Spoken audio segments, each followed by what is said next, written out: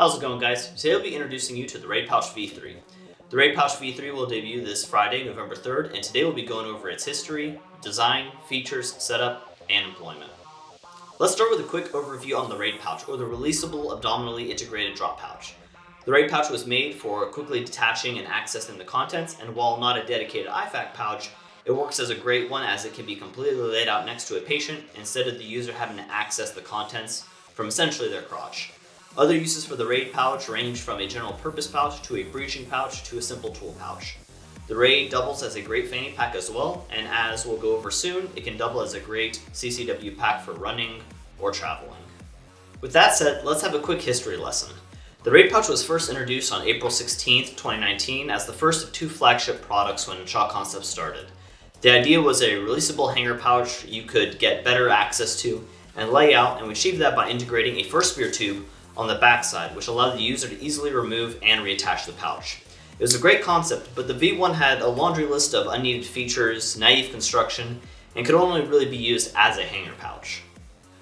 The V2 was later released in August 2020 and cut out some of the unnecessary features, streamlined the profile, increased in size, featured removable elastic inserts, and most importantly could transform into a fanny pack.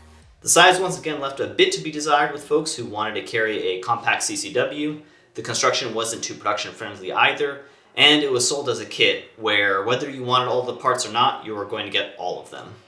That leads us into the V3, where we've listened to all the feedback we've gotten on the V2 and have made this pouch more durable in its construction, made it easier to produce, enlarged the internal dimensions, pieced out the components, and offered much more freedom to set it up how you wish. With the history out of the way, let's get into the design. Starting with the front face, the V3 features our iconic large trapezoidal velcro loop fields for patches, but you'll notice the shock cord lashing is missing. It's actually not, as the length of shock cord and its cord lock are stored in this dual slider front zipper pocket. When you receive it, you'll notice these multiple slots running down the sides of the trapezoid, and these allow you to lace the shock cord however you like. Unlike the V2, this offers many more options for retention depending on what you want to lash to the front of your pouch. On the backside, you'll notice this grid of holes do a very similar thing back here. On the V2, this was wasted potential space, so we decided to open up for those that may want to store items on the backside.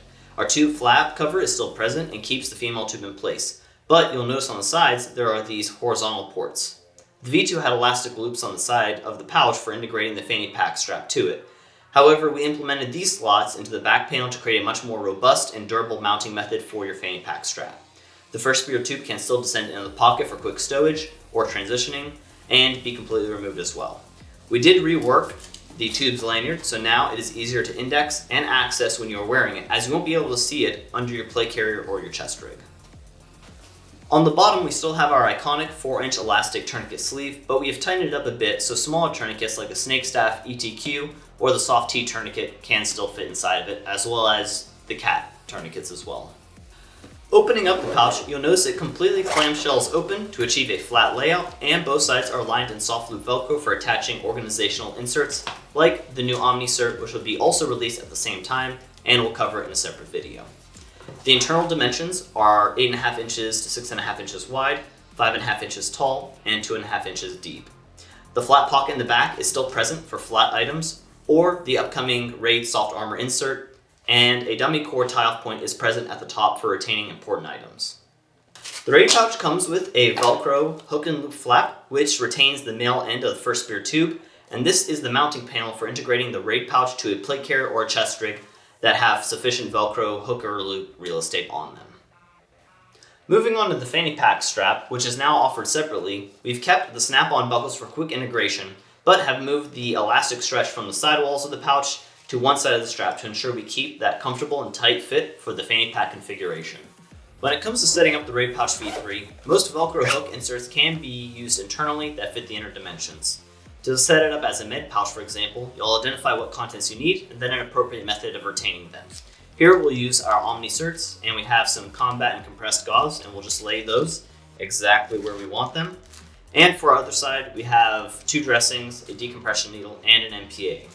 We'll simply lay that exactly where we want it. And in the flat pocket, we can insert a chest seal and additional large flat dressing behind it. And then you'll simply close that, seal it up, and there you have it.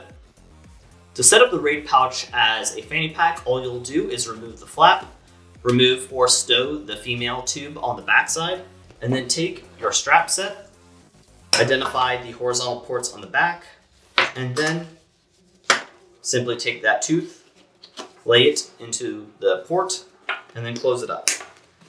You'll then do the exact same thing on the opposite side.